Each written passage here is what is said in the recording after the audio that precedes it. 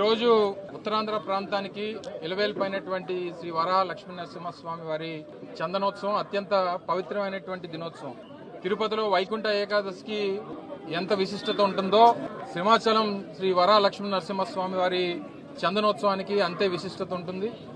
దాదాపు 2 నుంచి 3 లక్షల మంది భక్తులు కేవలం ఆంధ్రప్రదేశ్ రాష్ట్రం నుంచే కాకుండా ఇతర రాష్ట్రాల నుంచి అటు ఒరిస్సా కానీ లేకపోతే తెలంగాణ ఇతర ప్రాంతాల నుంచి కూడా పెద్ద ఎత్తున భక్తులు నిజరూప దర్శనానికి వచ్చేటువంటి పరిస్థితులు ఉండేటువంటి పవిత్రమైనటువంటి రోజు ఒకే ఒక్క రోజు.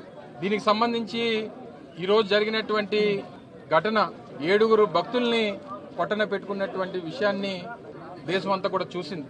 కేవలం ప్రభుత్వం తాలూకా నిర్లక్ష్యం, ప్రభుత్వం తాలూకా చేతకానితనం, ఇంతమంది భక్తులు వస్తారని చెప్పి తెలిసి చేయాల్సినటువంటి ఏర్పాట్లలో కూడా అంటే చందనోత్సవం అనేటువంటిది ప్రతి సంవత్సరం ఏ రోజు వస్తుంది అనేటువంటిది డిపార్ట్మెంట్కి తెలుస్తుంది.